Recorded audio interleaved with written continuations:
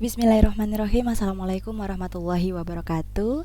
Semangat pagi dan selamat belajar semuanya. Kembali lagi di kelas Bu Iva dengan mata kuliah aspek hukum dalam bisnis.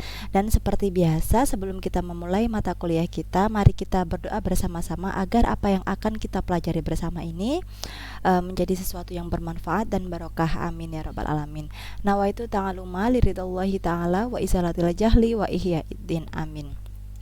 Baik adik-adik sekalian, hari ini kita akan belajar mengenai sertifikasi jaminan produk halal ya.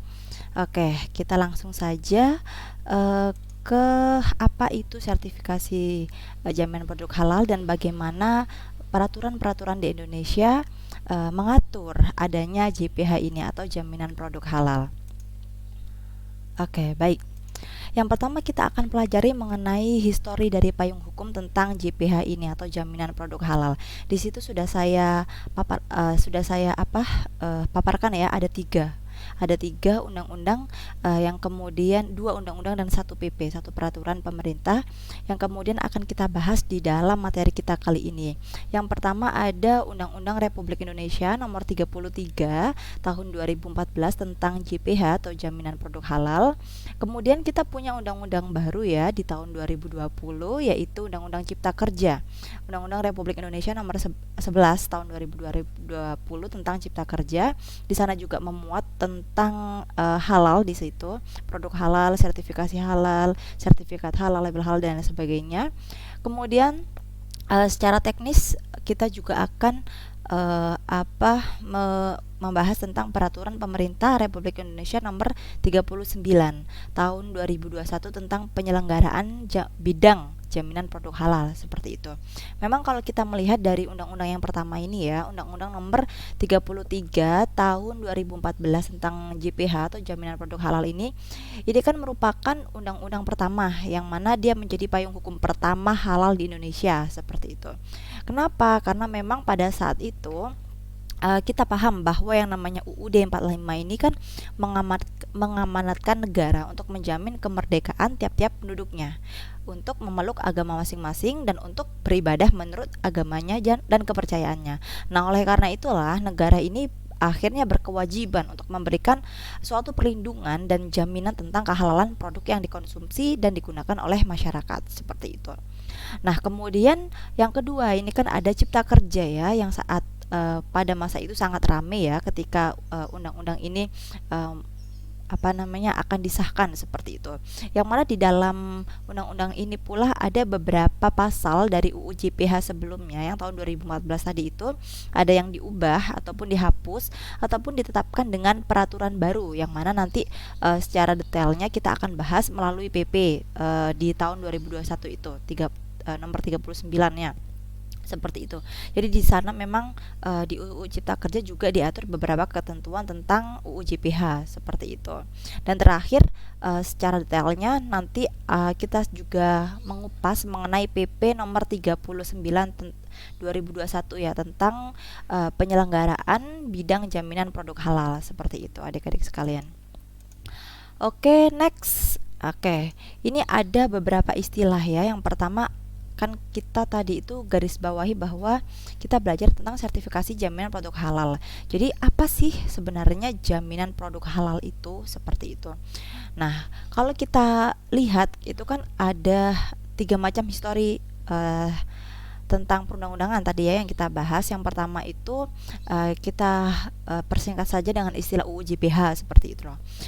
Di secara definisinya kalau kita melihat pada UU JPH kemudian UU Cipta Kerja karena ketentuannya tidak full ya, hanya beberapa yang diubah kemudian ditambahkan ataupun ada ketentuan baru saja. Jadi kemudian kita akan melihat ke PP yang 2021 itu nomor 39 tentang penyelenggaraan bidang jaminan produk halal. Itu sebenarnya tidak ada bedanya mengenai definisi jaminan produk halal di UU JPH dengan PP tersebut. Yang mana kalau kita melihat apa itu jaminan produk halal, itu merupakan suatu kepastian hukum terhadap kehalalan suatu produk yang mana ini akan dibuktikan dengan sertifikat halal, seperti itu. Nah, kemudian kalau kita sudah paham apa itu jaminan produk halal, lalu produk halalnya sendiri itu apa? Seperti itu. Nah, yang namanya produk halal ini merupakan produk yang telah dinyatakan halal sesuai dengan syariat Islam tentunya, seperti itu. Oke. Kemudian setelah produk halal, produknya itu apa? Seperti itu. Produknya apa? Apa saja yang kemudian harus ditentukan dengan harus sesuai dengan syariat Islam. Nah, produknya ini bisa berupa barang dan atau jasa ya, bisa barang dan jasa atau barang atau jasa seperti itu, yang mana dia bisa terkait makanan, minuman, kemudian obat, kosmetik, kemudian produk kimiawi, produk biologi, produk rekayasa genetik, atau barang gunaan yang dipakai, kemudian yang penting digunakan ataupun dimanfaatkan oleh masyarakat. Itu yang dimaksud dengan produk di dalam produk halal itu sendiri. Dan yang terakhir, kita akan sering menjumpai istilah sertifikat halal. Nah, sertifikat halal ini sendiri baik dari UU JPH-nya maupun PP terbaru yang 2021 itu didefinisikan sebagai pengakuan kehalalan suatu produk yang dikeluarkan oleh BPJPH berdasarkan fatwa halal yang tertulis dan yang dikeluarkan oleh MUI seperti itu. Oke, jadi yang mengeluarkan sejak adanya UU JPH sebenarnya amanat dari undang-undang itu sendiri adalah BPJPH seperti itu. Oke. Kemudian bagaimana mengenai asas ya? Nah, asas dari penyelenggaraan JPH, karena sangat penting kita paham apa sih yang namanya menjadi tumpuan ataupun kaidah ataupun asas akarnya penyelenggaraan JPH ini apa? Kenapa harus dijamin yang namanya produk halal seperti itu? Di sini ada beberapa asas ya. Yang pertama ada asas pelindungan. Yang dimaksud dengan asas ini sebenarnya adalah bahwa penyelenggaraan JPH ini memang bertujuan untuk melindungi masyarakat muslim seperti itu. Karena masyarakat muslim di Indonesia ini kan sangat banyak, bahkan mayoritas ya. Dan karena amanat UUD juga bahwa kita harus bisa melaksanakan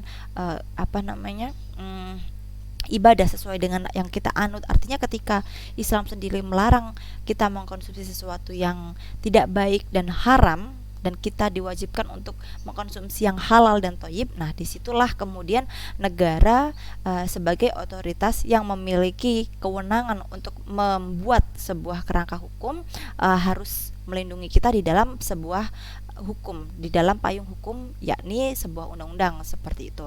Maka dari itu, asas dari penyelenggaraan JPH yang pertama memang dia merupakan asas pelindungan, melindungi masyarakat muslim seperti itu.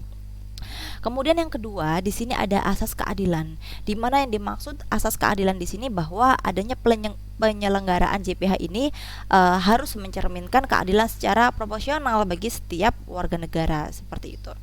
Kemudian yang ketiga ada asas kepastian hukum. Tentu di sini sangat sangat jelas ya. Kalau asas kepastian hukum berarti penyelenggaraan JPH ini tujuannya tentu akan memberikan kepastian hukum mengenai kehalalan suatu produk, yang mana ini harus dibuktikan dengan sertifikat halal seperti itu. Kemudian juga ada asas akuntabilitas dan transparansi seperti itu. Nah, dari asas ini maka kita bisa pahami bahwa dari setiap kegiatan dan hasil akhir dari kegiatan penyelenggaraan JPH ini memang harus dipertanggungjawabkan kepada masyarakat. Kenapa? Karena masyarakat ini sebagai pemegang kedaulatan tertinggi negara sesuai dengan ketentuan peraturan perundang-undangan seperti itu. Yang kemudian ada juga asas efektivitas dan efisiensi. Yang mana yang dimaksud dengan asas ini bahwa penyelenggaraan JPH ini memang dilakukan dengan orientasi pada tujuan yang tepat guna, kemudian berdaya guna juga, serta meminimalisasi penggunaan sumber daya yang dilakukan dengan cara tepat, sederhana, biaya ringan dan terjangkau seperti itu. Dan terakhir kita punya asas profesionalitas, yang mana asas ini yang dimaksud adalah bahwa penyelenggaraan dari JPH ini harus mengutamakan keahlian, yang mana ini harus berdasarkan kompetensi dan kode etik tentunya seperti itu. Selanjutnya kita beralih kepada dua tujuan kenapa sih harus diselenggarakan JPH seperti itu. Yang pertama, karena JPH ini tujuannya adalah untuk memberikan kenyamanan, kemudian keamanan, keselamatan, dan juga kepastian ketersediaan produk halal bagi masyarakat yang mengkonsumsi dan menggunakan produk seperti itu. Dan yang kedua, tentu ketika kita melihat ada label halal ya, terutama ini akan tujuannya adalah adanya peningkatan nilai tambah tentunya, atau adanya value added bagi pelaku usaha untuk memproduksi dan menjual produk halalnya seperti itu. Kemudian, kita akan membahas ketentuan-ketentuan baru dari JPH seperti itu, dari Omnibus Law version ya, dari Undang-Undang Cipta Kerja apa saja seperti itu.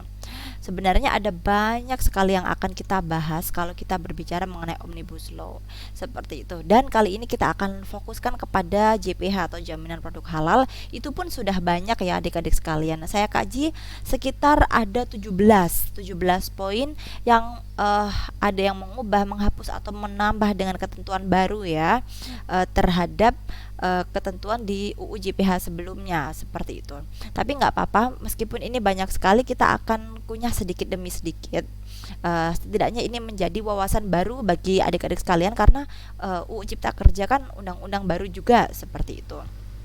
Yang pertama, tentang pelaku usaha mikro dan kecil wajib bersertifikat halal. Nah, ini baru sekali karena memang sebelumnya belum ada ya. Jadi kalau kita mengkaji undang-undangnya, di antara pasal 4 dan 5 itu disisipkan pasal 4A yang mana bunyinya adalah untuk pelaku usaha mikro dan kecil, mereka ini intinya berkewajiban untuk memiliki sertifikat halal yang didasarkan pada pernyataan pelaku usaha mikro dan kecil tersebut seperti itu.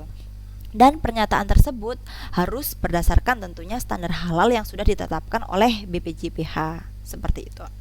Kemudian yang kedua, ini mengenai perubahan penjelasan terkait LPH dan MUI sebagai pihak yang bekerja sama dengan BPJPH seperti itu. Kalau kita melihat pada UU JPH itu sebenarnya kalau kita melihat poinnya itu tetap ya, yang mana BPJPH ini akan bekerja sama dengan kementerian, LPH, dan MUI seperti itu. Tapi kalau seumpama kita melihat pada penjelasannya, kalau di UU Cipta Kerja itu lebih rinci lagi. Kalau soal yang kementerian atau lembaga terkait itu tetap ya, bahwa yang dimaksud kerjasama dengan kementerian atau lembaga terkait itu merupakan kementerian atau lembaga yang mana mereka menyelenggarakan urusan pemerintahan di bidang perindustrian, kemudian perdagangan, kesehatan, pertanian, standarisasi dan akreditasi, koperasi, kemudian usaha mikro kecil dan menengah, dan juga pengawasan obat dan makanan seperti itu. Nah, kemudian ini ada poin yang kemudian membedakan. Kalau di UU Cipta Kerja itu LPH ini bersifat mandiri. Dan juga tambahan lagi ketika kita bilang MUI kalau di Provinsi Aceh MPU ya, namanya Masyarakat Permusyawaratan Ulama Aceh, itu juga mereka diakui untuk bekerja sama dengan BPJPH tersebut seperti itu. Kemudian poin yang ketiga, ini ada apa saja sih bentuk kerjasama BPJPH dan MUI seperti itu.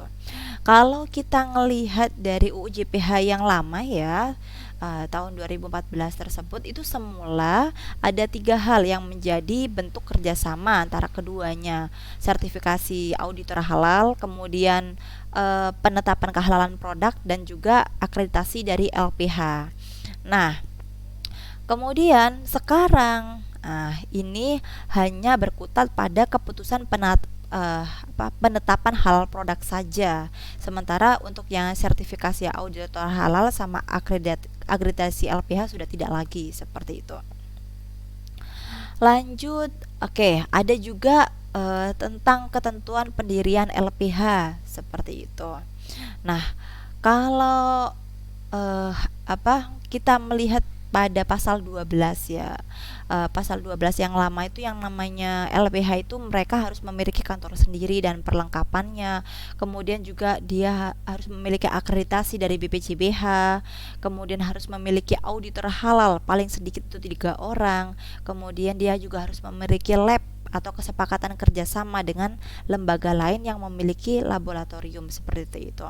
Nah, kalau yang sekarang akreditasi BPJP hanya ini yang dihapus. Jadi cukup dia punya kantor sendiri dan perlengkapan, kemudian ada auditor dan ada lab atau kerjasama dengan yang punya lab, sudah cukup seperti itu. Nah, juga eh kemudian kalau dulu LPH ini kan LPH ini apa didirikan oleh masyarakat ya. Terus kemudian LPH ini harus diajukan oleh lembaga keagamaan Islam yang berbadan hukum seperti itu. Nah, sekarang bukan hanya lembaga keagamaan Islam yang berbadan hukum saja, tapi juga perguruan tinggi swasta yang mana dia berada di bawah naungan lembaga keagamaan Islam berbadan hukum atau yayasan Islam berbadan hukum ini boleh mengajukan LPH seperti itu. Dan ada poin terakhir juga mengenai LPH ini. Kalau seumpama misal jika di di daerah ini tidak ada LPH-nya, nah masyarakat sekitar ini boleh mereka ini eh, meminta lembaga keagamaan Islam yang berbadan hukum ataupun perguruan tinggi swasta yang tadi saya sebut ya berada di bawah naungan lembaga keagamaan Islam eh, yang berbadan hukum tapi lembaganya atau yayasan Islam yang berbadan hukum juga itu mereka ini bekerja sama dengan badan usaha milik negara atau badan pengawas obat makanan dan minuman seperti itu. Kemudian ada ketentuan tentang auditor halal juga yang kemudian ada pembaharuan di UU Cipta Kerja.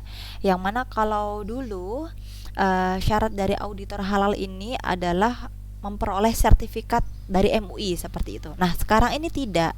Nah, ketentuan ini lebih lanjut mengenai LPH dan auditor halal nanti ya kita bisa lihat di PP yang insya Allah nanti juga saya share di MMP seperti itu.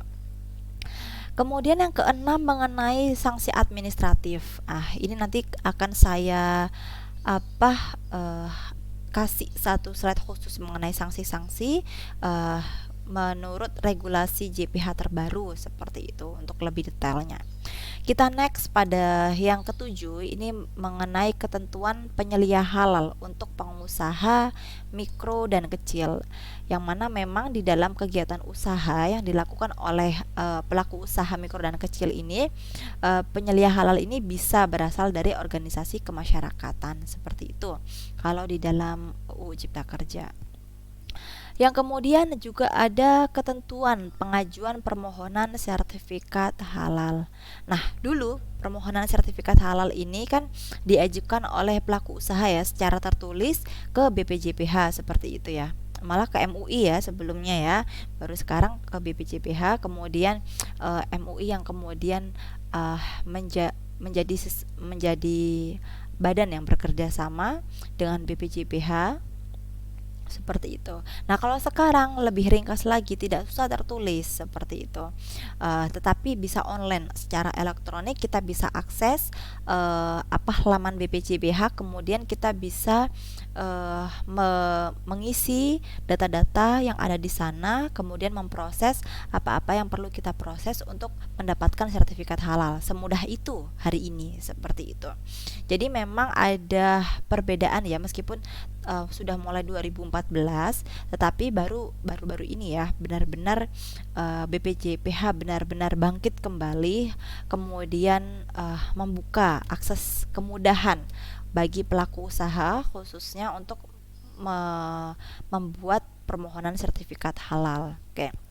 Nah, kalau dulu penetapan kehalalan produk ini kan uh, dilakukan oleh MUI ya. Itu poin 9 kita langsung next ya. Penentuan kehalalan produk. Nah, dulu penetapan kehalalan produk ini kan dilakukan oleh MUI. Kemudian penetapan kehalalan produk itu dilakukan dengan sidang fatwa halal seperti itu. Nah, maaf salah pencet. It's oke. Oke. sampai mana kita lihat sidang fatwa halal ya. Kemudian kalau di UU JPH yang lama itu sangat detail sekali. Yang namanya sidang fatwa halal MUI itu harus mengikutsertakan pakar, kemudian unsur kementerian atau lembaga dan juga instansi yang terkait. Uh, Kemudian di dalam sidang fatwa halal itu juga dijelaskan bahwa akan memutuskan kehalalan produk ini ada jangka waktunya paling lama 30 hari kerja sejak MUI menerima hasil pemeriksaan dan atau pengujian produk dari BPJPH. Dan kemudian pada UU JPH yang lama juga ada keputusan penetapan halal produk itu ditandatangani oleh MUI, dan juga keputusan penetapan halal produk ini nantinya disampaikan kepada BPJPH yang kemudian menjadi dasar penerbitan sertifikat halal seperti itu. Nah, hari ini setelah adanya Cipta Kerja ada beberapa yang dihapus seperti itu. Ada dua. Yang pertama, ketentuan yang lebih rigid mengenai siapa saja yang ikut serta di fatwa halal MUI itu ditiadakan seperti itu ya. Dan juga tentang bahwa keputusan penetapan halal produk itu harus ditandatangani MUI itu juga sudah tidak lagi. Tetapi tetap yang namanya sidang fatwa halal itu pasti tetap harus berlangsung seperti itu, yang mana nanti tetap dia keputusan penetapan halal produk dari sidang tersebut menjadi dasar penerbitan sertifikat halal yang kemudian akan diterbitkan oleh BPJPH seperti itu. Oke, setelah sidangnya kemudian kita beralih kepada penerbitan sertifikat halalnya, poin 10. Jadi dulu kalau sertifikat halal itu adik-adik, ketentuannya di undang-undang BPJPH ini bisa menerbitkan paling lama itu 7 hari kerja terhitung sejak keputusan halal produk ini diterima oleh MUI. Oke, kenapa selalu kepencet ya? Nah, seperti itu. Nah, sekarang undang-undang lebih mengefisienkan lagi seperti itu di UU Cipta Kerja itu, di mana di situ diterangkan bahwa sertifikat halal itu diterbitkan oleh BPJPH ini paling lama satu hari kerja terhitung sejak fatwa kehalalan produk seperti itu. Memang yang awalnya 7 jadi 1 hari ya, tapi ada juga yang satunya sejak keputusan kehalalan produk diterima dari MUI, yang satunya sejak fatwa kehalalan produk seperti itu. Oke. Dan juga sebenarnya pada penerbitan ini ada juga yang baru seperti itu. Jadi kalau misalnya LPH ini tidak dapat memenuhi batas waktu ya yang ditetapkan dalam proses sertifikasi halal, maka LPH ini nanti dia bisa dievaluasi atau bahkan dikenai sanksi administratif seperti itu. Selanjutnya ada hal yang berbeda, yaitu tentang ketentuan label halal seperti itu. Kalau kita lihat untuk ketentuan label halal ini lebih rinci lagi ya, nanti di PP bisa adik-adik lihat bagaimana ketentuan label halal untuk halal produk itu seperti itu. Dan yang ke-12 tentang sanksi bagi pelaku usaha yang mencantumkan label halal namun tidak sesuai dengan ketentuan. Nah, ini juga nanti kita bahas bersama pada slide sanksi-sanksi.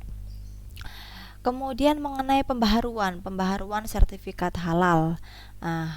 Oke.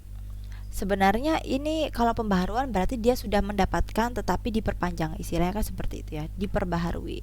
Jadi kalau pelaku usaha kemudian dia menyantumkan pernyataan melalui proses produksi halal, kemudian tidak ada sebenarnya komposisi yang berubah di dalam produknya, ya sudah BPJPH ini bisa langsung menerbitkan perpanjangan sertifikat halal seperti itu.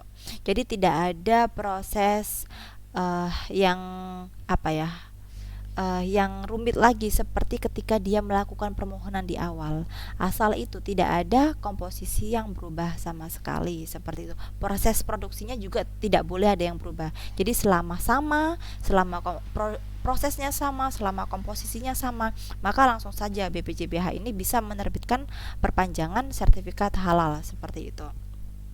Selanjutnya mengenai pembiayaan ya. Pembiayaan bagi pelaku usaha mikro dan kecil.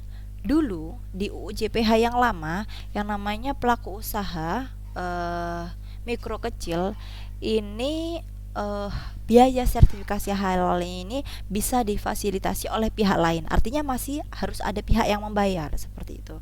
Dan sekarang kalau dia merupakan pelaku usaha mikro dan kecil, menurut Undang-Undang Cipta Kerja, sertifikasi halal ini tidak dikenai biaya atau gratis seperti itu. Kemudian oke.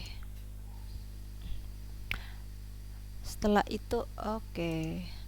Es. Oke. Sanksi bagi pelaku usaha yang tidak melakukan registrasi. Nah, oke. Jadi dulu pelaku usaha kalau dia tidak melakukan registrasi sebagai apa namanya? Tidak melakukan registrasi seperti itu, maka dia bisa dikenakan sanksi administrasi berupa penarikan barang dari peredaran seperti itu. Tapi kalau sekarang tidak, ini nanti juga kita akan bahas di PP seperti itu. Sangat detail sekali mengenai sanksi-sanksi yang terbaru di PP 2021 tersebut. Next, ada perluasan ruang lingkup peran masyarakat dalam penyelenggaraan JPH seperti itu.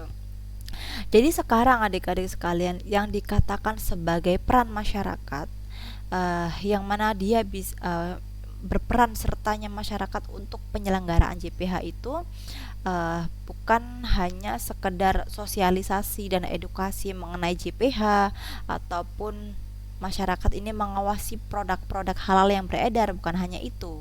Nah, tapi juga masyarakat dikatakan berperan aktif ketika dia juga melakukan pendampingan terhadap produk halal seperti itu, peredaran produk halal, kemudian publikasi bahwa produk ini juga berada dalam pendampingannya, kemudian juga pemasaran dalam jejaring ormas Islam berbadan hukum seperti itu juga termasuk beberapa langkah peran masyarakat untuk penyelenggaraan JPH ini seperti itu. Jadi diperluas ya ruang lingkupnya.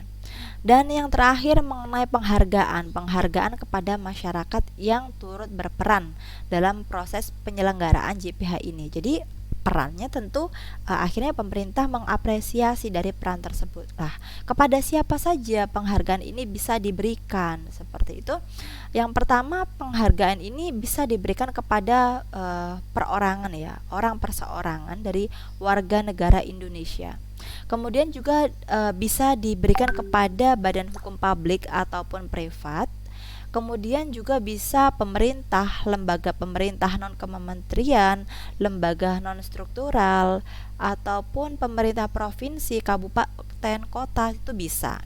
Atau lembaga pendidikan juga bisa, atau organisasi kemasyarakatan juga bisa mendapatkan penghargaan sebagai masyarakat yang turut berperan serta dalam penyelenggaraan jaminan produk halal seperti itu. Next, oke. Kemudian kita akan mempelajari mengenai pelaku usaha versus sertifikat halal. Karena ada ketentuan ini, tentu kita akan belajar mengenai apa saja sih hak-hak dan apa saja sih kewajiban-kewajiban dari pelaku usaha terhadap sertifikat halal ini. Nah, kita mulai dari hak ya adik-adik sekalian. Yang pertama, pelaku usaha ini memiliki hak untuk mendapatkan informasi, edukasi, dan sosialisasi mengenai jaminan produk halal. Yang kemudian, pelaku usaha juga memiliki hak untuk mendapatkan pembinaan dalam memproduksi produk halal seperti itu.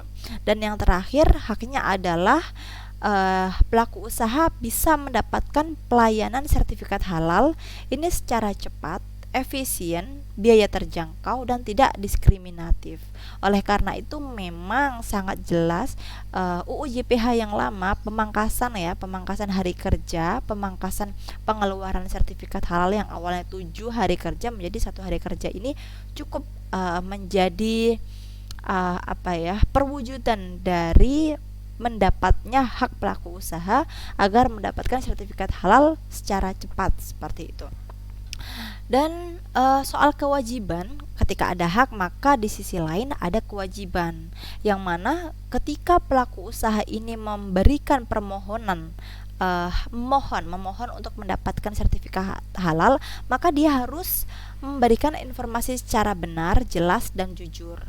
Nah, selain itu, pelaku usaha ini juga harus memisahkan lokasi, tempat, kemudian alat penyembelihan, kemudian pengolahan, penyimpanan, pengemasan, pendistribusian, penjualan, penyajian, bahkan sampai penyajian ya, antara produk halal dan produk yang tidak halal.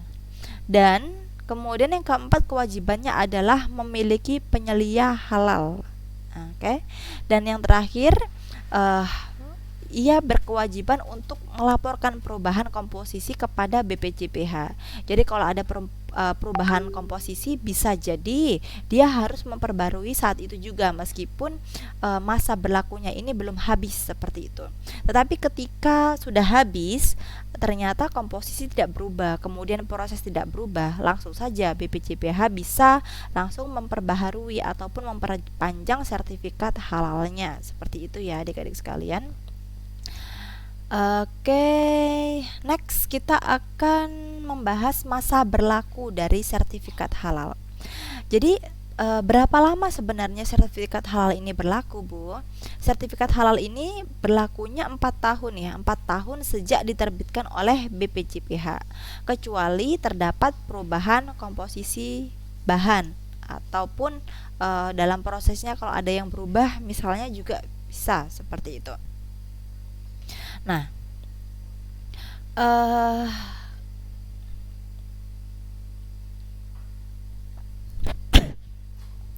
kemudian bagaimana prosedurnya? Prosedur ketika sertifikat halal ini mau berakhir. Jadi sebenarnya untuk masalah perpanjangan ya, kalau mau diperpanjang, maka paling lambat 3 bulan sebelum masa berlakunya berakhir ini, pelaku usaha ini harus mengajukan perpanjangan seperti itu. Nah, kalau misalnya sudah saya jelaskan ya tadi ya, kalau misalnya tidak ada perubahan ya, mau itu proses maupun komposisi, maka ya sudah BPJPH bisa menerbitkan perpanjangan sertifikat halal ini langsung seperti itu. Dan kemudian nanti tata caranya untuk lebih detail juga dibahas di PP, di peraturan pemerintah. Oke. Selanjutnya, kita membahas sanksi sekarang adik-adik sekalian. Sanksi-sanksi mengenai JPH ini, jaminan produk halal. Jadi sebenarnya ada 2 model sanksi ya, baik itu sanksi administratif maupun sanksi pidana. Oke.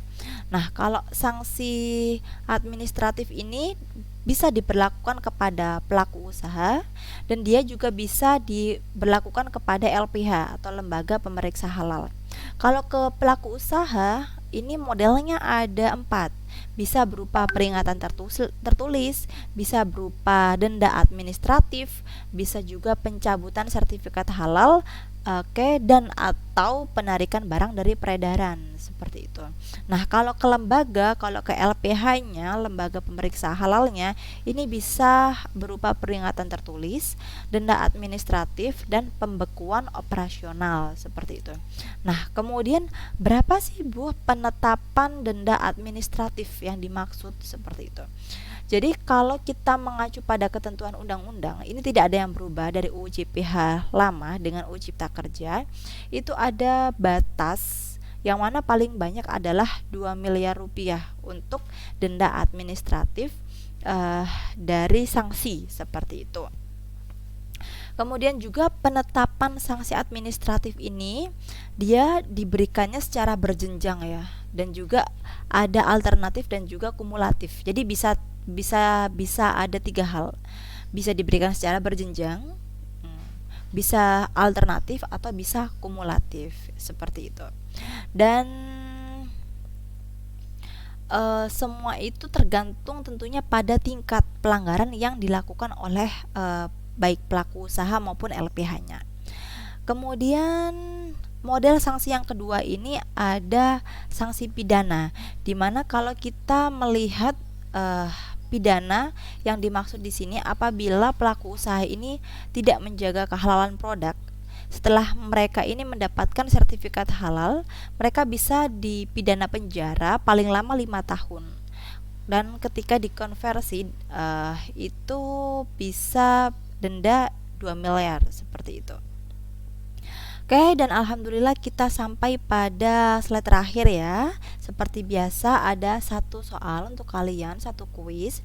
Di sini saya ingin opini kalian jika ada kasus seperti ini. Di tahun 2017 ada PT Enak Food memperoleh sertifikat halal. Nah, pada tahun berapa yo mereka harus memperpanjang sertifikat halalnya? Lalu bagaimana caranya? Seperti itu, dan semuanya sudah dijelaskan ya. Tinggal kalian mendeskripsikan apa yang sudah dipaparkan lebih detail di PP maupun undang-undang seperti itu. Baik adik-adik sekalian, mungkin sekian pemaparan saya hari ini mengenai JPH, sertifikasi jaminan produk halal. Semoga bermanfaat. Mari kita akhiri materi kita dengan membaca hamdalah. Alhamdulillahirabbil alamin. Allahumma anfa'na bima 'allamtana wa 'allimna ma yanfa'una warzuqna uluman tanfa'una. Terima kasih. Wassalamualaikum warahmatullahi wabarakatuh.